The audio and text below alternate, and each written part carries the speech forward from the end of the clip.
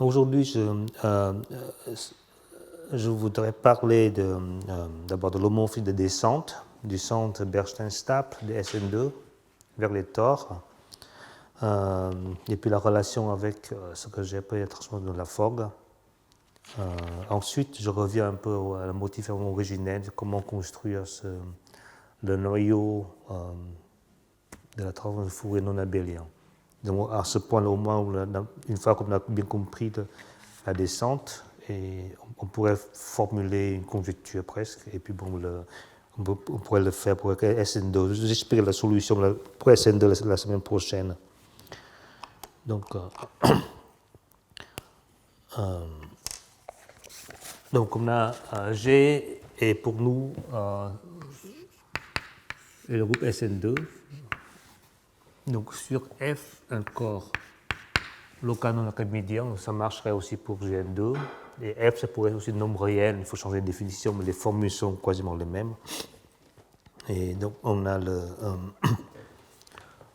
Z, c'est le centre de Bernstein.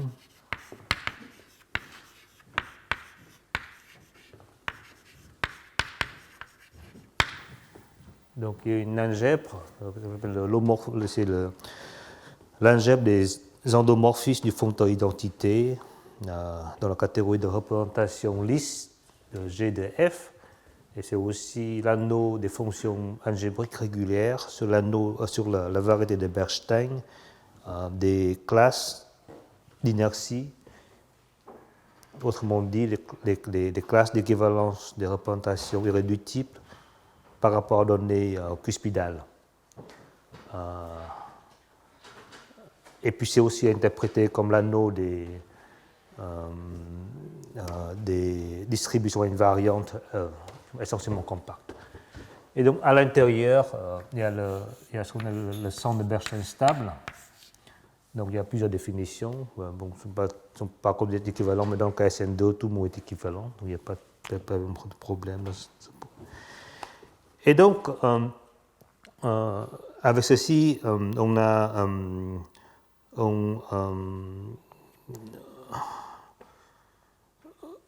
s'intéresse à des éléments qui sont dans le centre de Bernstein stable et fini. Donc fini, ça veut dire qu'en tant que fonction sur la variété de Bernstein, elle est supportée par un nombre fini de composantes connexes. Et donc, disons Z. Et dans ce cas-là, d'après Moe et Tadic, on peut écrire Z comme une fonction invariante, stablement invariante, localement intégrable fois la mesure de R, et comme justement invariante, on peut écrire aussi comme la trace d'une fonction JC et une fonction sur C de F. Dans C c'est justement F. Donc, G, C ici, c'est le quotient invariant de G. Dans ce cas-là, c'est juste la droite affine. Donc pour ces éléments, il y a la somme de Bernstein, la partition de Bernstein stable, et puis pour les éléments à support fini, en quelque sorte, on peut l'écrire vraiment comme une fonction d'une variable qui dépend de la trace. Donc il y a des... donc JC satisfait des propriétés analytiques sur lesquelles je vais revenir. Ils ne sont pas du tout faciles à comprendre, les propriétés analytiques de ces fonctions.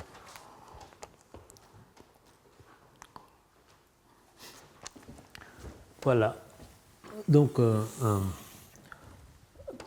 je rappelle un peu la théorie de représentation de SN2. Tout le monde connaît, mais pour fixer une notation, donc E sur F, c'est une extension quadratique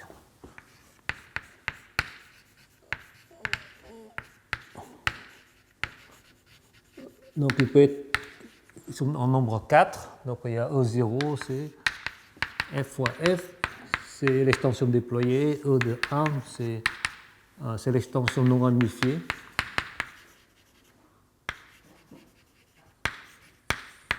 Quadratique non ramifiée. Et puis il y a E1,5 plus ou moins, c'est des deux extensions quadratiques ramifiées. Et si E de 1, c'est le noyau de la norme,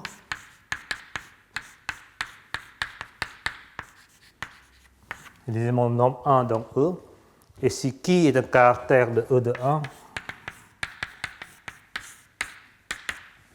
on aura les représentations diédrales. On a double E qui, c'est la représentation diédrale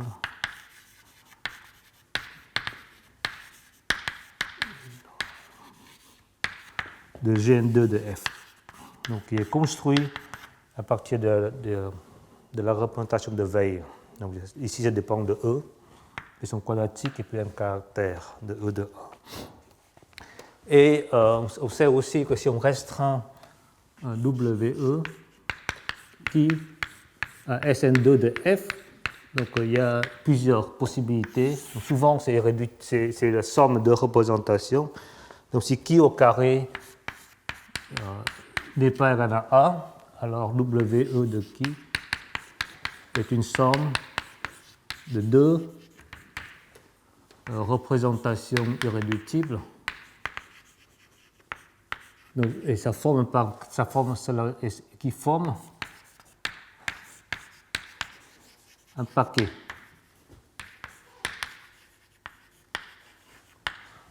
Alors si lorsque E est non trivial et non déployé, donc non déployé, lorsque qui est en a 1, alors c'est une série principale.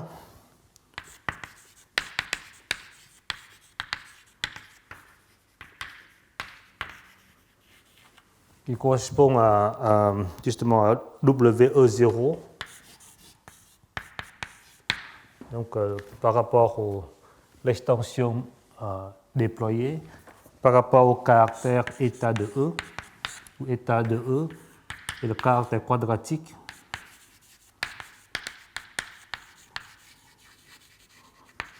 associé à l'extension E sur F.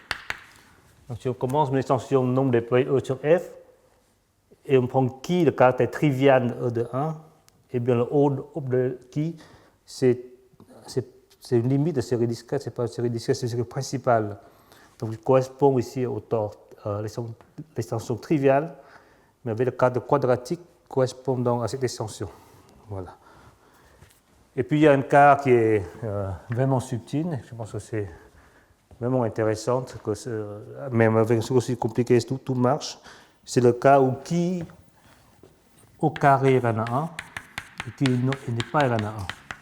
Donc E, c'est une somme quadratique qui n'est pas déployée, et qui, c'est un caractère quadratique de E de 1, mais qui n'est pas trivial. Alors WE de qui, c'est la somme de 4 représentations irréductibles. C'est le seul paquet qui a 4 éléments, et c'est la même pour tous les E. Donc on sait que W, E alpha, qui alpha, c'est la même que W de E bêta, qui bêta. Donc les trois séries discrètes partagent ce paquet à 4 éléments. Et vous voyez que quand vous avez 4 éléments, il y a 3 façons de départager par 2 par 2. Et c'est exactement ce qui correspond aux 3 extensions quadratiques. Voilà, c'est Maintenant, la question que je me pose, comme le calcul de descente, c'est que je me donne un élément dans le centre de Bernstein stable Donc disons pour simplifier que l'élément qui ici est fini comme ça, donc c'est donné par une fonction de la variable trace, une fonction d'une variable. Et donc je le fais in la J sur ce paquet par un scalaire. Et comment je peux calculer ce scalaire à partir de cette fonction et qui est ici? Eh bien ça c'est le théorème de descente.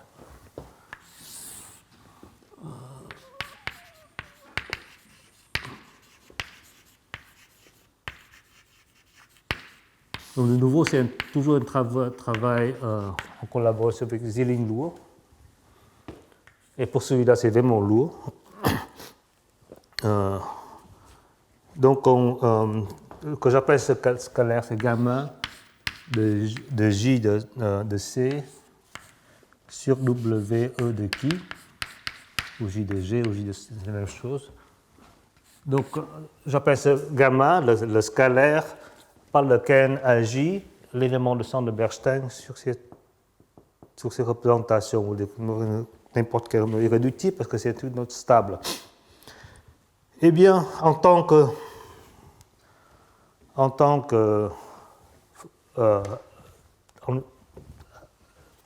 cette fonction, on a la formule, c'est lambda E de f sur f, ça c'est la constante de Weil. Dans le cas où f c'est rien, E c'est C, je crois que c'est le nom I. Donc, une intégrale sur E1 de transformation de Fourier de J de C, et Fourier inverse, mais avant de faire l'inversion de Fourier, on multiplie avec état de E et on divise par la valeur absolue. Et puis on va prendre la trace de E. Donc quand on a mon E dans E1, on calcule la trace, donc c'est la trace d'un élément elliptique, enfin la trace de E, et on applique cette fonction à cela. Donc ça dépend de la restriction de cette fonction aux éléments qui sont des traces de E dans E1, et puis on accouple avec qui de E des E. Donc c'est ça la formule de descente.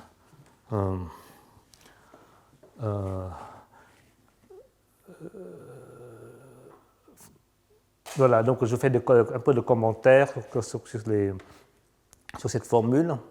En fait, le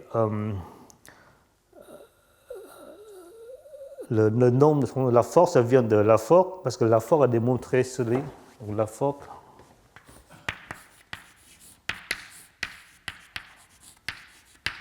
démontre ici pour E sur F est déployé. Donc ça c'est la formule due à Laforgue. Enfin, il ne donne pas de démonstration, mais il a découvert cette formule. Donc qu'est-ce que ça dit? Donc ça c'est la série principale, correspondant à ce caractère unitaire ou pas. Et pour calculer la trace de l'élément de centre de Bernstein stable donné par cette fonction de la variable trace, eh bien ce qu'il fait, c'est qu'il fait le transform de Fourier divisé par valeur absolue et par la fonction inverse. Et bien sûr, dans ce cas, il n'y a pas d'état E. État E, c'est le cas de quadratique. Donc, dans ce cas, E est trivial, il n'y a pas ce caractère. Et voilà. Et en fait, ce qui je trouve vraiment magnifique, c'est que ça marche aussi bien pour n'importe quelle série. Donc, si E, c'est l'extension non déployée, eh bien, il fallait juste ajouter ce caractère quadratique ici dans la formule. Oui. Quand on fait Fourier d'un produit, c'est un produit de convolution de JC avec Fourier d'autres. Absolument, oui. C'est mieux à voir en fait, je ne sais pas. En tout cas, dans les formules classiques, dans la formule de Grefg-Gref, ils écrivent avec le produit plutôt comme additif de l'autre côté. Oui. Et donc, ce nombre de Weil, c'est justement parce que entre cette expression Fourier et la convolution, il y a comme une différence. C'est juste cette constante-là. Si tu écris comme convolution, il n'y aura plus de constante sur cette constante. Mais bon, Enfin, moi, je trouve ça c'est mieux parce que c'est juste. Mais ça, c'est dans le F1 graphe. Non, non, la Gefan-Greffe, c'est la formule qui va transférable du cocentre au cocentre. Donc, c'est la formule du centre au centre. Donc, Gefan-Greffe, il n'y a pas. C'est simplement ça.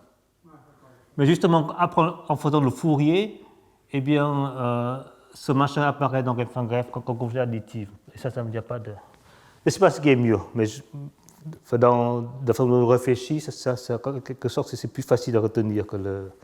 Oui, mais peut-être les deux sont équivalentes. Je vois que. Oui. La transformée de Fourier, elle est définie comment exactement? Quelle est la normalisation? Il y a un psi.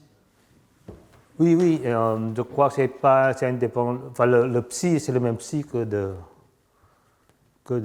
pour construire de veille. Oui, oui.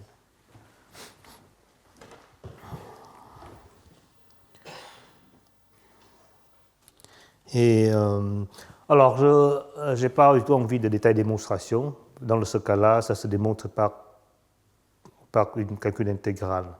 Parce que comme c'est la réponse de veille, on arrive à écrire l'axiome de G par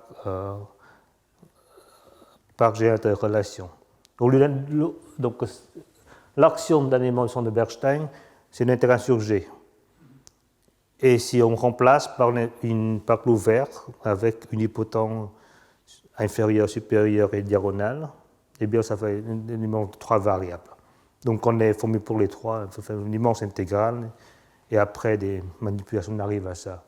Donc, la régularisation pose un problème, mais je pense qu'on y arrive. Mais en tout cas, la formule à la fin, c'est ça. Et donc, si on.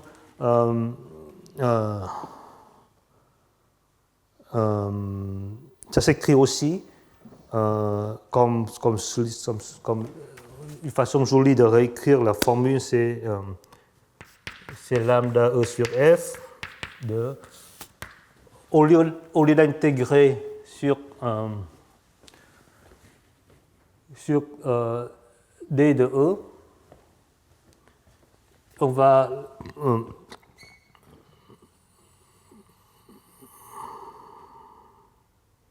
on peut écrire ça comme ça. Si sur F de Fourier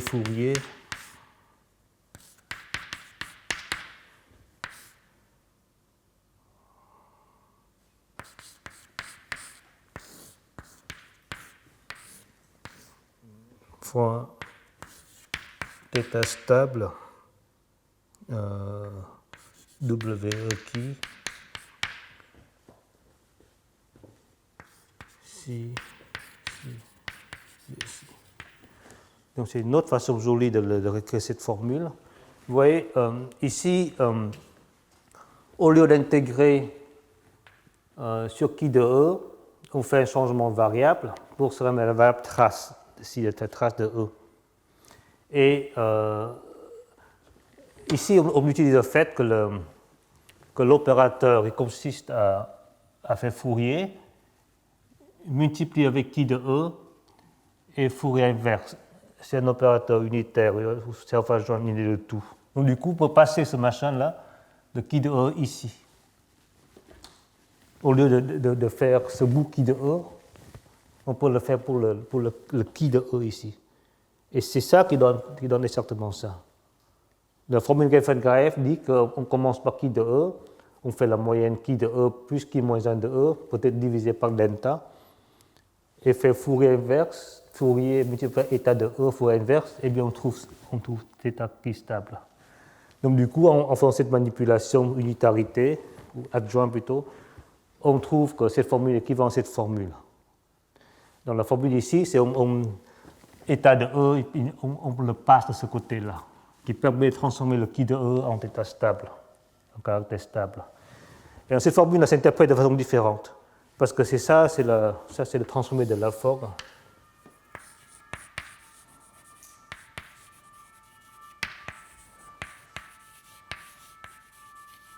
C'est le transformé de Lafforgue de J de C. Et l'action de J de G, sur WE de qui est un scalaire, et le scalaire est la même chose que le transmettre de la Fock contre le caractère stable.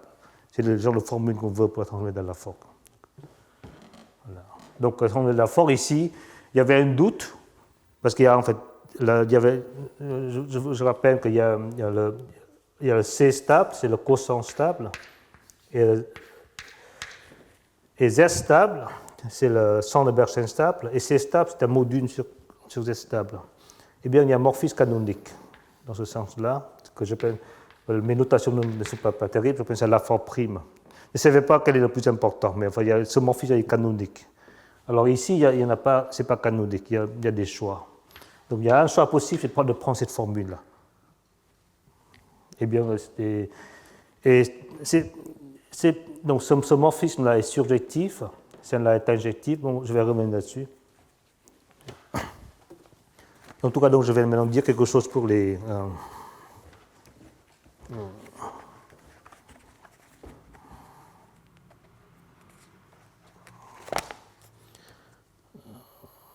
donc, il y a maintenant ce diagramme.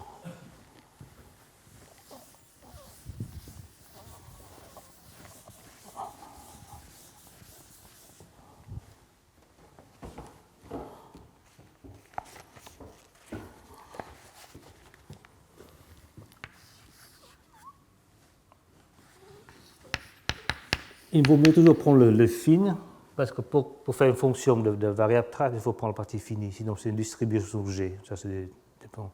Donc, pour toutes les parties finies, donc Z star fin. Et donc, ici, on a, ça, c'est la forme prime, celui qui est bien défini.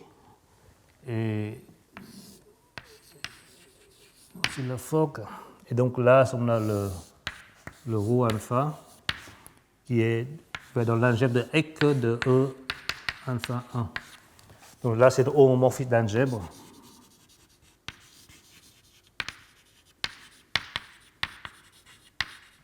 Qui vient de la fontorialité. Donc, puisqu'il y a un livre fontorien du Tor à SN2, donc il y a, comme c'est des variétés algébriques, on a un morphisme sur les fonctions, qui est un morphisme du centre de Bernstein stable vers l'algèbre de Hecke de E alpha de 1, et c'est donné par la formule que j'ai écrite là-bas. Donc cette formule qui est... Soit c'est joli, mais c'est un peu compliqué, mais c'est dans ces flèches fontoriennes. Alors ça, c'est pas du tout clair pourquoi c'est une morphisme d'algèbre, mais c'est le cas. Pourquoi ça commute pour les convolutions. Donc on a aussi le T alpha, donc c'est le transfert stable de Langlands. Le transfert stable de Langlands vient de l'espace des interlobéens stables aux orbites interlobéens stables, qui soient adjoints au transfert de caractères stables. Et donc le diable commute autant qu'on peut à cause de cette manipulation entre les entités. D'accord. Donc ici, il faut que, pour clarifier un peu ces flèches, qui ne sont pas comme complètement claires, si je vous écris un énoncé, c'est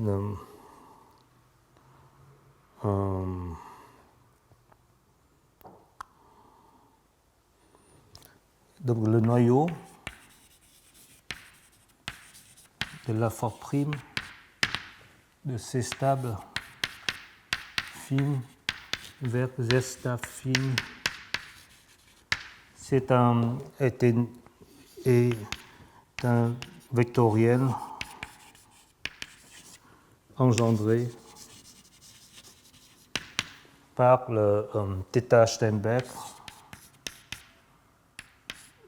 delta D elliptique.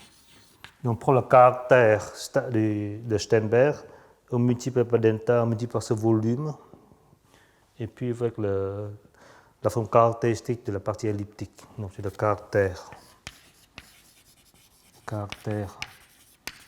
elliptique normalisé du Steinberg. et la forme prime est surjective.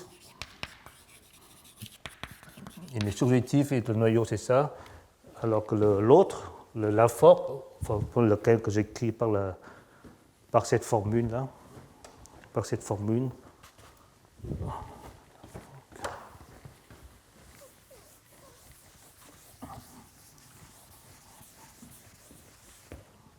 Alors que la forme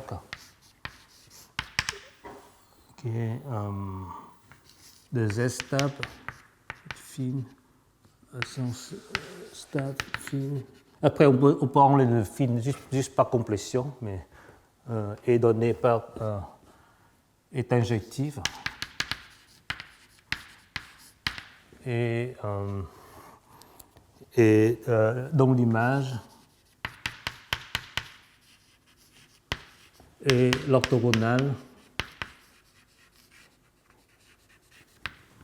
Et l'orthogonale de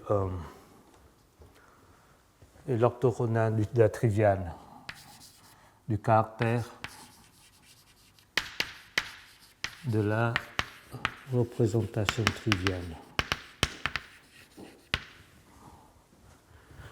Donc ça paraît un peu ça, mais en fait, ça fait un peu tourner la tête, parce qu'ici, c'est le noyau, ce sera le caractère Steinberg elliptique, alors que l'image, c'est l'orthogonale triviale.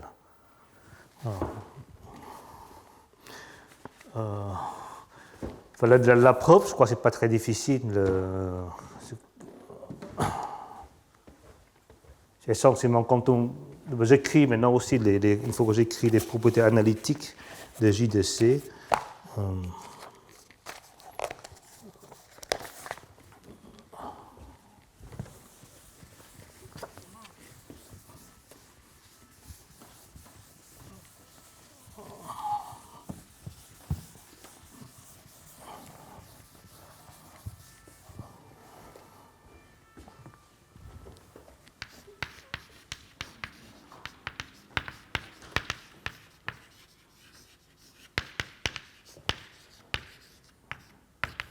Donc c'est cette fonction d'une variable qui représente un élément du centre Bernstein stable.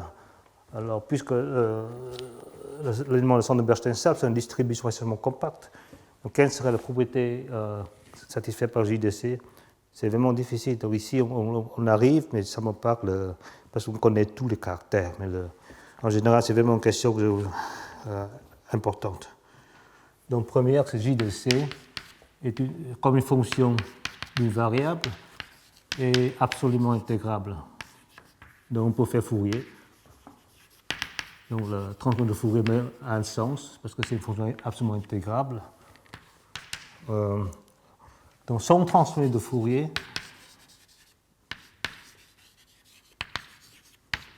Fourier s'annule en 0. Et lisse et s'annule en 0. C'est pour ça qu'on a le droit de diviser par la valeur absolue. Et le troisième, c'est que le Fourier inverse de J de C est aussi absolument intégrable.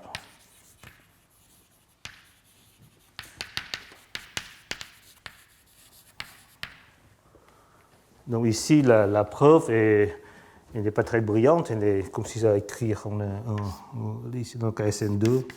Donc on a une base de Z stable calculée par Moore et Tadic. Donc Moore et Tadic calculent complètement une base du centre Bernstein stable et puis on teste ses propriétés sur la base. Mais en général, je ne sais pas comment mais ce serait vraiment important de comprendre ces propriétés analytiques de cet élément. C'est un espace vraiment subtil parce que c'est pas une condition locale. D'autant que le SO, ça forme un truc local. Si on multiplie une fonction, ça reste dans l'espace. Ici, quand on multiplie une fonction, ça sort du centre de Bernstein. Donc, en tout cas, en gros, l'idée, ce sera que après la transformation de Laforgue, ça rentre dans l'espace SO, donc qui est beaucoup plus facile à décrire parce que c'est une éternité instable. Ce sera un support compact qui est localement constant sur régulé semi-simple, avec certaines gerbes hautement réguliers. Donc cet espace SO on peut décrire analytiquement, alors que l'espace du centre de stable est beaucoup plus difficile.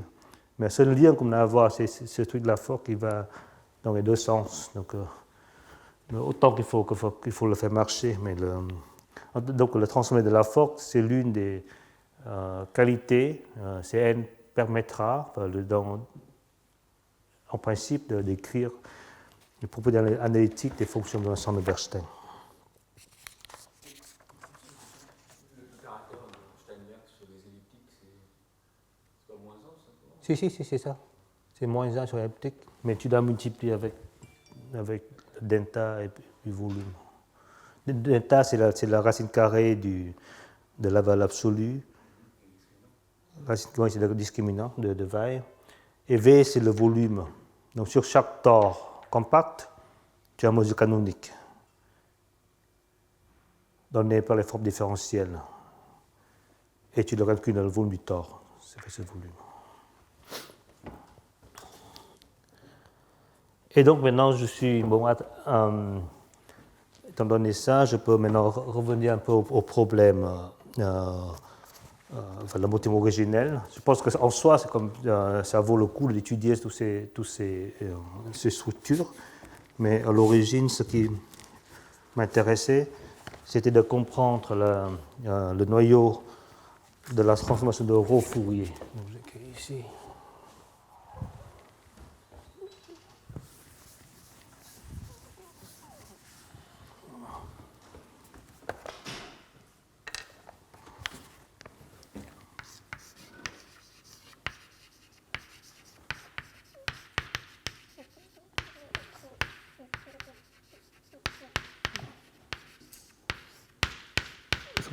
C'est un non abélien comme un Fourier, mais ça dépend essentiellement d'un Rho, qui est un groupe dual. Donc G sur F, c'est un groupe réductif. Et on a un Rho, c'est une représentation du groupe dual de Langlands. Donc on a des conditions un peu accessoires, mais ça simplifie beaucoup la vie. On suppose qu'on a un sorte de déterminant homomorphique de G vers Gn, et puis dualement, ça donne un C étoile dans G chapeau, et on suppose que c'est agit sur par un scalaire essentiellement. Donc en tout cas, il y a une seule direction. On suppose que C star agit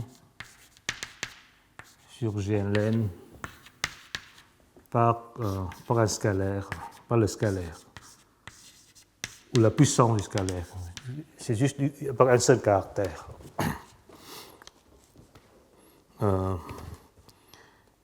Et donc, avec ça, on a les fonctions n, n S Piro, et aussi le facteur de gamma. Il y a un S aussi, il y a une façon de normaliser le S que j'oublie toujours, mais enfin, il y a toujours un scalaire gamma S pi, S rho. Et ce qu'on veut, on veut qu'il existe un unique élément J rho dans le centre de Bernstein stable, tel que, peut-être un rho aussi, il faut mettre un rho quelque part ici. Je vais expliquer ce que ça veut dire le rho, tel que l'axiome de JG.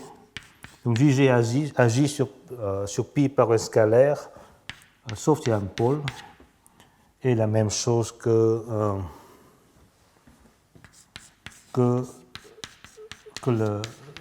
l'hypothétique facteur gamma de Langlands. Donc c'est ça le desiderata en tout cas. On veut qu'il existe un unique élément d'ensemble Bernstein stable, qu'il existe, et puis une formule. Donc ça c'est la première chose. Et la deuxième chose, une formule.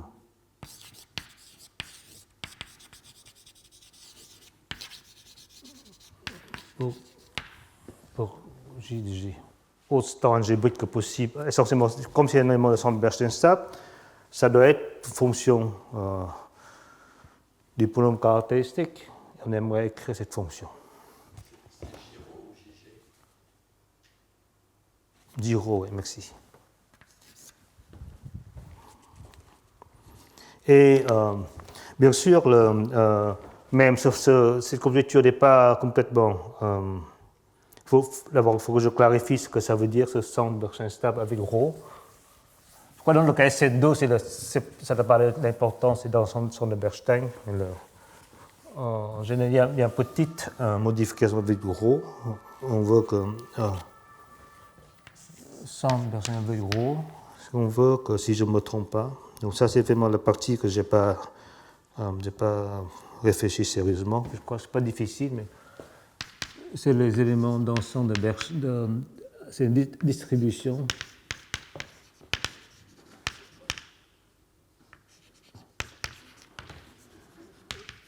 à une variante sur G de F, telle que pour tout K, donc G, un sous-groupe comme porte ouverte.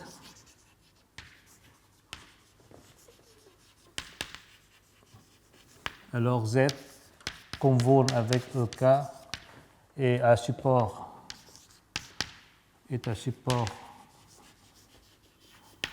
relativement compact.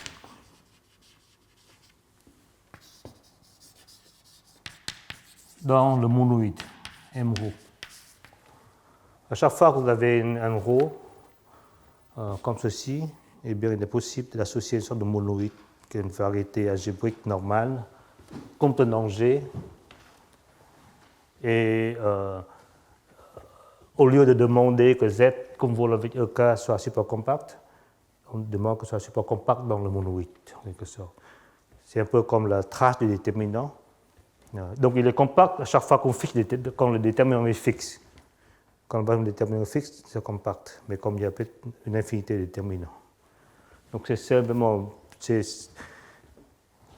un peu comme au lieu de prendre des polynômes, prendre des séries formelles. Donc, je ne crois pas que c'est un problème très sérieux. En tout cas, ça c'est une définition possible. Il y a peut-être d'autres définitions. En tout cas, donc ça c'est la définition de ce que c'est le centre de Bernstein modifié avec ρ. Donc on l'autorise à avoir un peu plus de pôles. Mais ce facteur de Langlands, a priori, il n'est pas défini, il est conjectural, mais on peut le définir pour le tore. Donc, Ramah pi ρ est défini si G est un tore. Et dans ce cas, on a aussi une définition. Dans ce cas, une construction géométrique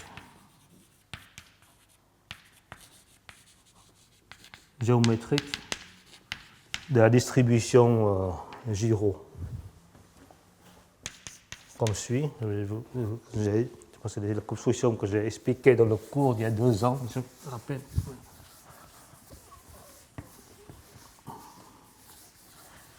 Donc c'est vraiment l'idée toujours de faire des sommes de Klosterman.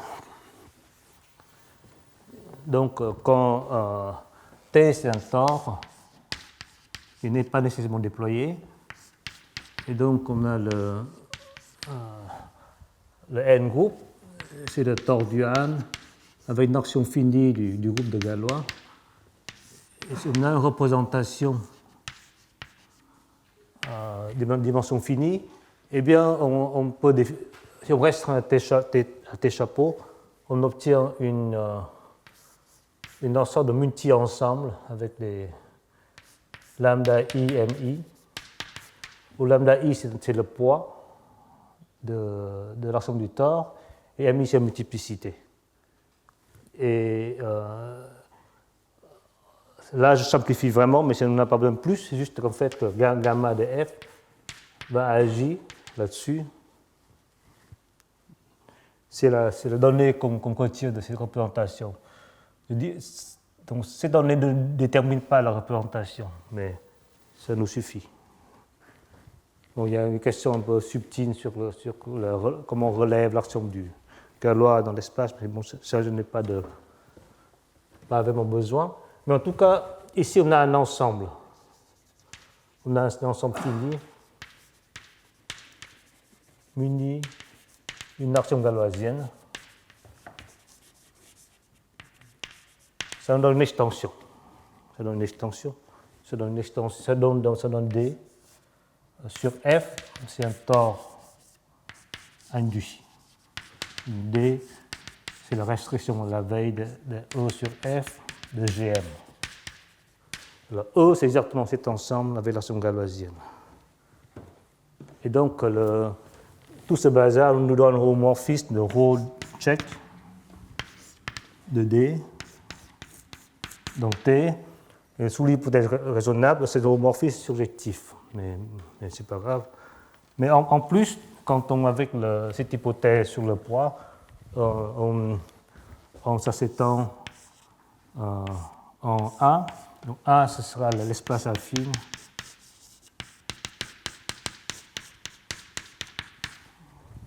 Et ça va dans M ρ. Donc ça, c'est le valeur torique associé à ρ. Donc la condition marche pour tout le groupe réductif, mais dans le cas du tore, ça donne valeur torique. Et c'est exactement le quotient de cette espèce affine par l'action du noyau du secteur. Donc si on appelle S un noyau, eh bien M ρ c'est 1 divisé par S. C'est pas S affine. Et puisque c'est la réaction de veille, on a une trace. On a un morphisme algébrique, c'est la somme des coordonnées. Et donc on a bien un psi de la trace sur 1, sur D. Donc on définit J de ρ comme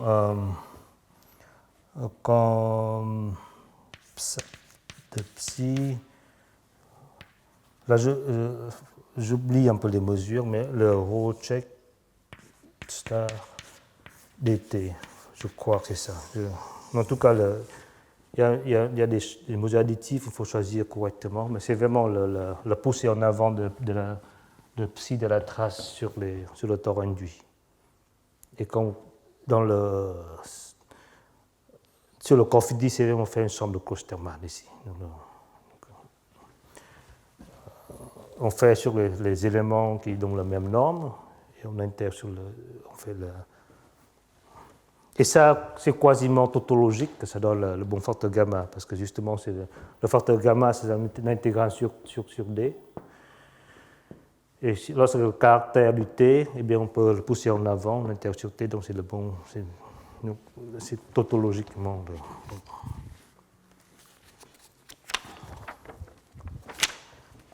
Donc on connaît, donc ça c'est la conjecture pour G, et on connaît la réponse pour le tore, et comme puisqu'on est dans le cadre local, dans les situations où le caractère résiduel est très grand, tout le monde vient du tore. Donc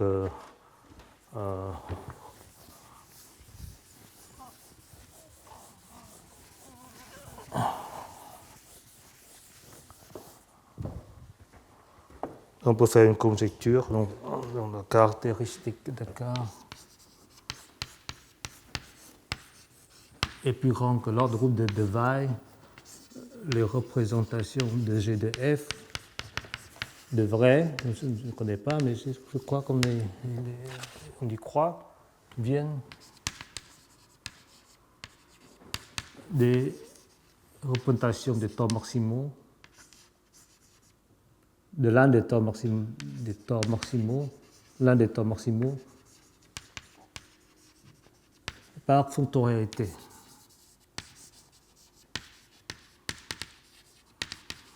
Donc, ça veut dire que cet élément est uniquement déterminé par le transfert, donc la conjecture. Donc, je m'avance pour la conjecture. Donc, sous cette hypothèse, on aura alors ce qu'on pourrait appeler l'homomorphisme de transfert total.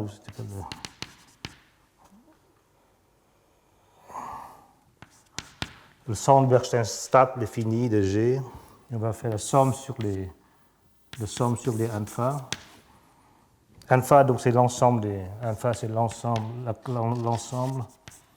des classes d'isomorphisme, de classes d'équivalence stable.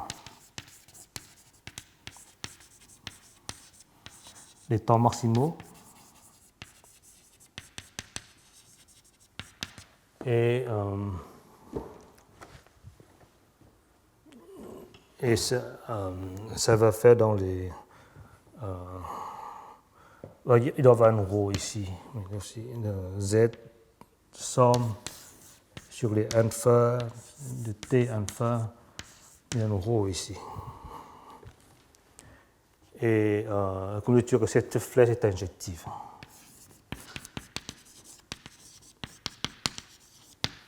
Et on peut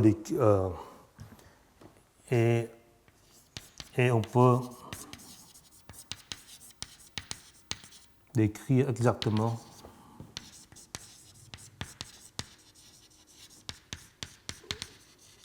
l'image. Je vais dire comment dans le cas SN2 ça se fait. En général, en fait, je crois qu'il faut maintenant des... Il y a un problème, c'est avec qui était très clairement identifié dans les travaux de Caletta, que la fonctionnalité elle-même doit être reformulée un peu. Et ça intervient très crucialement ici. Si je veux décrire cette image exactement, il faut que je m'appuie sur les travaux de Caletta. Mais je vais écrire ce qui se passe dans le cas SN2. C'est assez convaincant pour moi que ça doit marcher en général. Et puis, donc ça c'est la première étape. Et la deuxième étape, c'est d'écrire une formule d'inversion explicite par les intégrales. Donc, sur les éléments dans les images. Donc, en particulier, pour chaque tore, pour chaque rho, j'ai déjà une fonction J rho T construite par ce procédé et que il y a les conditions de compatibilité qui assurent que la collection de ces fonctions soit bien dans l'image. Et bien là, j'applique une inversion. Bien, maintenant, je peux écrire le cas d'emprunt SN2.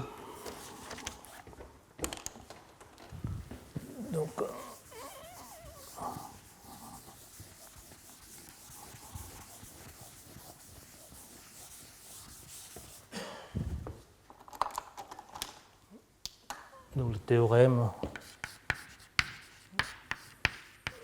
de travail joint avec Lourd, c'est que c'est vrai.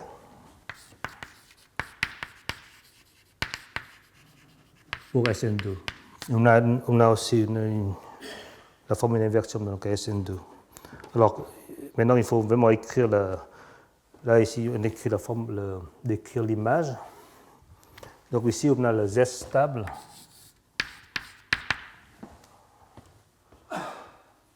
Et qui va dans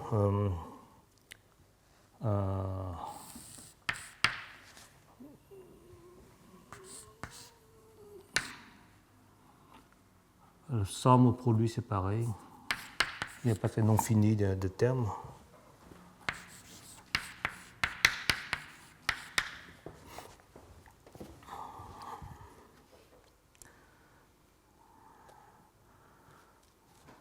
Donc l'image, donc comme on a au rho total, c'est la somme de rho alpha, nous écrit la somme des faits ici. Alors l'image de rho total, c'est justement une collection des fonctions dans Z alpha, dans H1 A alpha. Donc pour chaque tore, j'ai un élément dans le centre de Bernstein. Il y a tau alpha aussi, il y a tau alpha ici. Probablement ici, il faut quelque chose ici, tau alpha, qui est donc l'élément qui est invariant par rapport à l'involution de l'échelle quadratique. Et il y a des conditions de compatibilité entre les deux séries. Donc là, c'est le cas série. Il y a une série principale et 3 séries discrètes.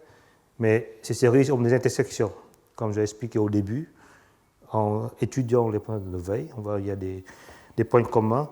Donc, les conditions, c'est que le Z0, donc pour tout alpha non nul, donc il y a 4, il y a alpha 0, 1, et plus 1,5 moins 1,5.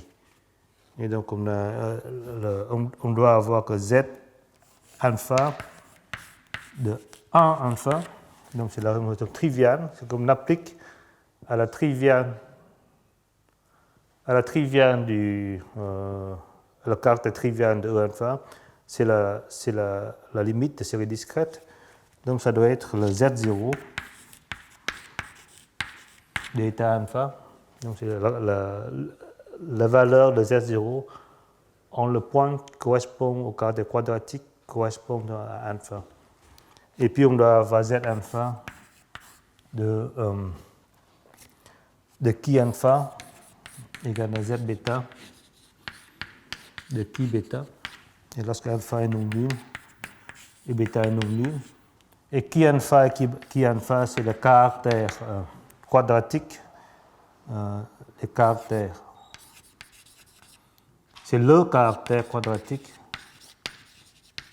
non trivial de E alpha 1. Et c'est bien pour bêta. Donc là, ça correspond au paquet 4 éléments. Donc maintenant, je peux écrire, faire une image. C'est l'image qui donne un peu l'image du spectre, en quelque sorte. Donc, dans la série principale, il n'y a pas une seule composante, il y a un infini de composantes, mais j'écris comme juste un cercle, parce que je n'arrive pas à dessiner. Donc là, c'est la série principale.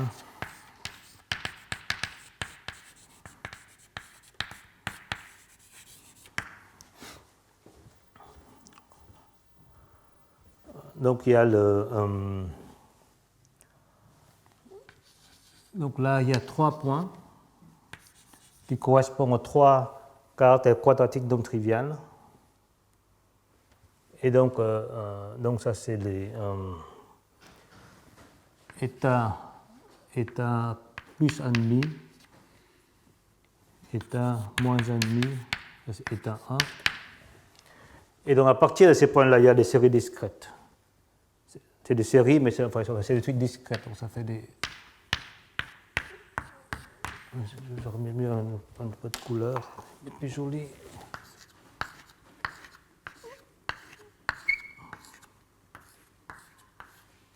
Donc là c'est une série discrète ramifiée. Et là, j'ai une série discrète non ramifiée. Et là, j'ai une autre série discrète ramifiée. Et les 3 s'intersectent en un seul point à ce paquet à 4 éléments. Et en quelque sorte, ils ont. On peut penser comme une intersection de la série principale, mais ça, c'est le caractère trivial de l'échelle quadratique correspond à une série non ramifiée ici. Alors que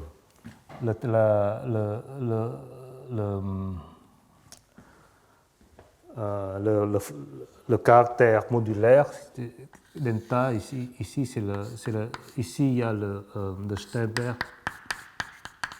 et le trivial. Ouais. Donc c'est une image mentale qu'on peut faire de représentation de SF2. Et vous voyez, le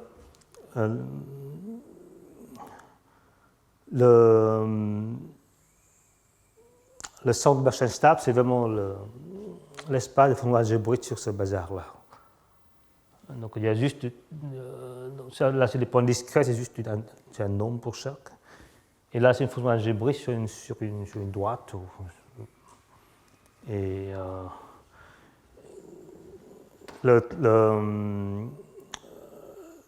ici, donc je rappelle, il y a ce centre stable, où c'est aussi comme la même chose que la complétion de SO de H, l'espace des intervalles stables, ou le cosine stable.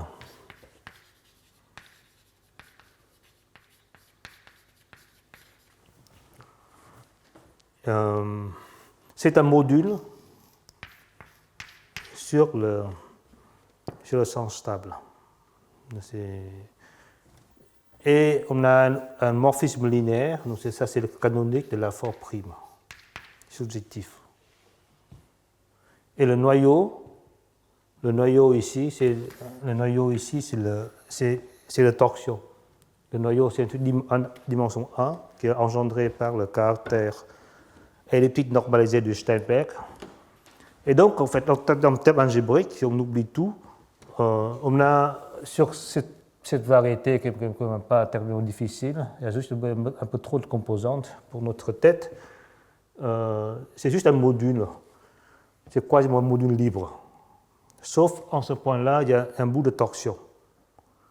Et justement, si on divise par la partie de torsion, la partie de torsion est en dimension, c'est dimension 1, engendrée par le caractère elliptique normalisé de Steinberg. Eh bien, si on divise, on obtient exactement le module libre de rang 1, c'est en Bernstein. C'est le truc de la force qui nous fait ça. Et donc, cette image nous donne aussi pourquoi cette condition est simplement dire comment les différentes séries se recollent. Parce que sinon, c'est des cas séries complètement séparées, mais en fait, ils ne sont pas comme séparés. Il y a comme des points où ça se recolle. Mais c'est comme pas trop dur de l'écrire. Il y a là où ça se recolle. Et voilà. Et une fois que ça se recolle, vous voyez, l'écrire des formes explicites, c'est simplement, vous voyez qu'ici, c'est un module, on veut bien décomposer comme une somme directe de la partie qui est supportée par ce bout-là, par exemple, ou par ce bout-là, et par ce bout-là. Donc il faut enlever le trivial, parce que le trivial est évidemment dans la série principale ici. Et par exemple ici, donc on a le centre Bernstein-stable de plus, de E1 infin, de plus, ça veut dire que j'ai enlevé le caractère trivial, et je dois avoir SOH là-dessus. Donc ça c'est le canonique. Et juste par le tableau, je vois que c'est un projecteur en fait. Parce que ce bout-là, c'est un facteur direct en tant que ZST module. Donc j'ai, pour chaque infin non nul, il y a un idempotent qui consiste à en prendre partie stable, prendre le transfert.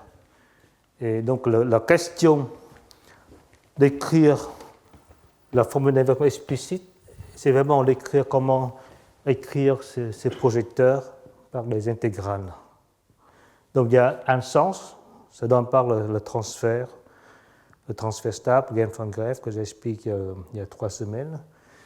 Mais il faut faire la section. Il faut comment voir que cette partie-là s'injecte dans SOH. Et ça, on peut le faire ici par la semaine prochaine. Je vais expliquer ça on utilise l'accouplement elliptique. C'est l'accouplement elliptique de Kashta qui nous permet de faire une quadrisection dans le sens inverse, du tore vers vers le SO de SN2. Et bien sûr, ça manque ce point-là. Ce point-là, ça ne va pas s'appliquer. Mais ce n'est pas grave. Donc on aura des formules. La formule est vraiment jolie, c'est la formule qui injecte cette partie plus d'un tore non déployé dans le quotient stable de H. Une fois qu'on a cette formule, il y a une sorte de gestion à faire avec ce point qui divise, parce qu'on a 3 formules et puis on attend de les répéter, ce point. Donc il faut faire quelque chose pour ne pas le répéter, compter ce point 3 fois. Et ensuite, il faut. Mais la partie le plus difficile, en fait, c'est de comment relever la série principale. Donc, a priori, le transfert nous donne un truc du centre ou de cocentre du SN2 vers la série principale. Mais en fait, il y a une flèche dans le sens inverse, presque canonique. Et c'est ça qui va nous aider à écrire ces formules. Et puis,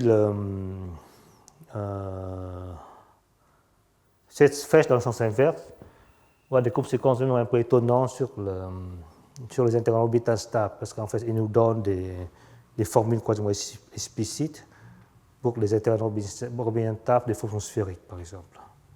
Et voilà, je vais arrêter ici.